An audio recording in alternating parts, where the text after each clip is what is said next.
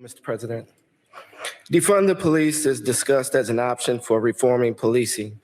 However, there are communities where people live in fear, not of the police, but in fear of the violent gangs who commit crimes in those neighborhoods. How can we be sure that we don't over legislate police officers so that they can't do their job to protect the law abiding citizens who live in these high crime neighborhoods and yet train officers to police with compassion? Okay, before I go any further, just please know that they got the most bad that no, but congrats to bruh. Like in Black History Month, props to him for getting his opportunity to do this. Like you got picked, bro. Like you pick me ass bitch. Like I'm sorry. Go ahead. Dude, I'm sorry. is that because that's all I gotta say about that? That question is the most coonery. Is that like the coonery in that question, dude? It is one of those but my real fear is black on black crime. You sound like a black white supremacist ass. I'm done. So I just want everybody to colorblind ass. Just recognize the framing of this question. The fact that they got a black person to ask this question is very. They find the black person that is willing to, The Fox News is famous for doing this. They will find the one black person, the Candace Owens, that will come out here and say the most anti-black thing you can think of. All right, so this guy is just coming out here straight out of he's concerned about the police. His concern is how do we allow the police to do their jobs? Because the real problem, I'm really worried. My concern is all the violent, all the violent people that all the violent civilians out there. No issue with the cops. Oh, they're great, and we just how do we help them do even more of what they do? What are they doing right now? How do we legislate cops? Hold on. What are they doing right now to help with gang violence? Because you're still living in it. You're dealing with it right now. The cops are as funded right now as they're going to be in the next 5 minutes as they were 5 minutes ago, right? So what have they done to stop gang violence right now in your life that you are out here tap dancing for them?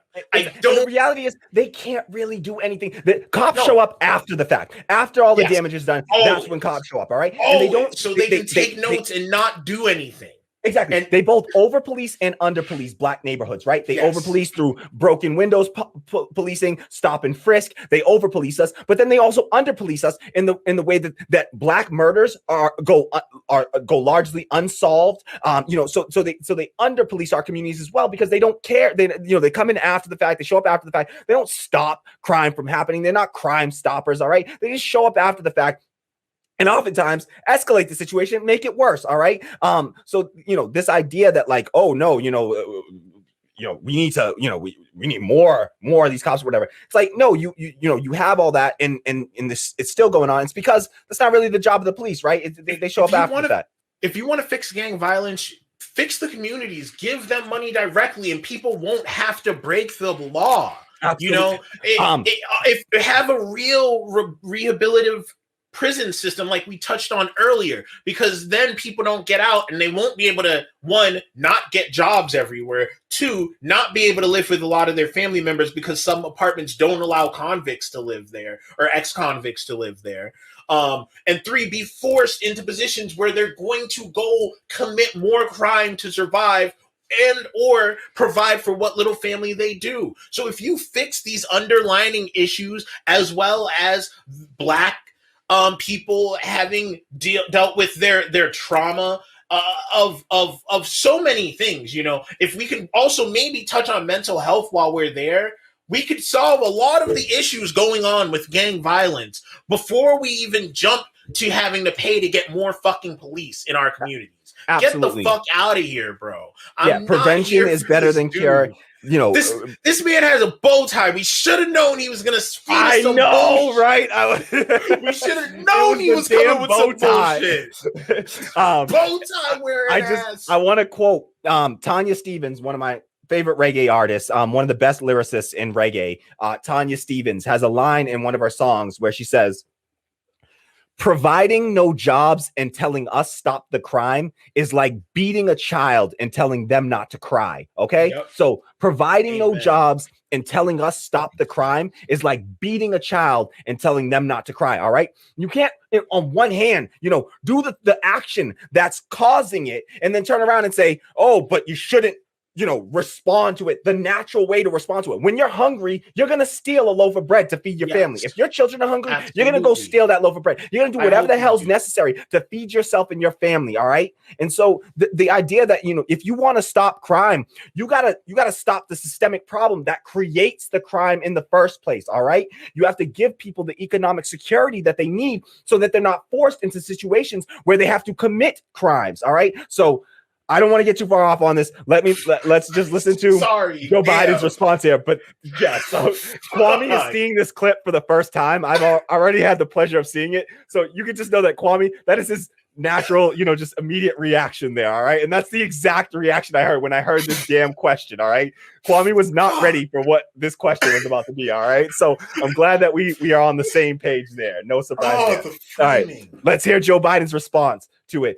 You know what? I'll pull it back. I'll let him say his question again so that everybody can hear the framing of this question again. And then I'll let Biden say his response. Okay. We'll play the whole clip out. 1 minute. It's 1 minute and 15 seconds. All right, Mr. President. Defund the police is discussed as an option for reforming policing. However, there are communities where people live in fear, not of the police, but in fear of the violent gangs who commit crimes in those neighborhoods. How can we be sure that we don't over-legislate police officers so that they can't do their job to protect the law-abiding citizens who live in these high-crime neighborhoods, and yet train officers to police with compassion? By number one, not defunding the police. We have to put more money in police work. So we have legitimate community policing, and we're in a situation where we change the legislation. No one should go to jail for a drug offense. No one should go to jail for the use of a drug. They should go to drug rehabilitation. Drug rehabilitation, number one. We should be in a position where we change the system of sentencing system to one that relates to a notion of, they should tell you that, is related to making sure that what you do is you focus on making sure that there's rehabilitation. All right. Damn. So, what are we doing? What are we doing? How are we giving this man props for that shit? Like, why are people even clapping for this nigga saying the most basic bullshit ever that people shouldn't go to jail for like, but why are we clapping? He's the author. No. He is the author of the crime bill that literally put in. He supported. He was a proponent of the 1986 Crime Commission bill that put in mandatory minimum sentencing. All right, and created the 100-to-1 disparity. The 100-to-1 disparity in crack versus powder cocaine. That was Joe Biden. Okay, that was Joe Biden. Mass incarceration. He is the father. He's the grandfather of mass incarceration in this country. All right, through his 1994 crime bill that he authored. All right, that put in mandatory minimums into sentencing, okay? That's had the 3 strikes law, all right, for drug-related crimes. So you want to talk about people not needing to be locked up for drug-related crimes? Well, Joe Biden, you're the whole fucking reason that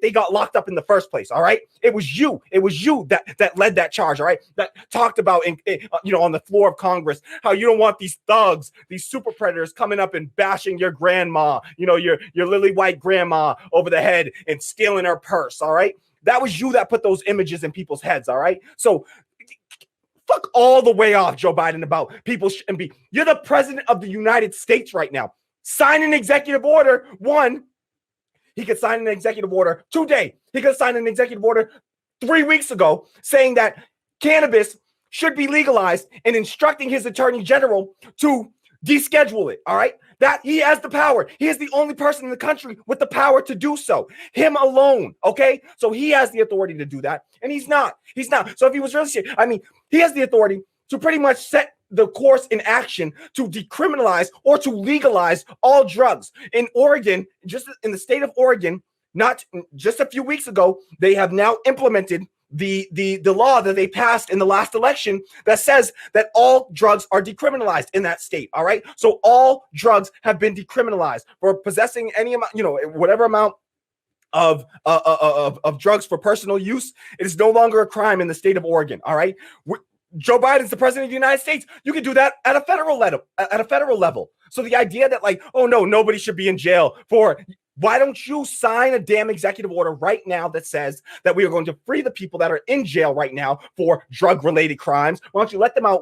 All the people that are in jail locked up for non-violent crimes that you got locked up, huh? That your vice president Kamala Harris went in there and locked up all those those black and brown kids for smoking weed, and then laughed about it. How she used to smoke weed herself.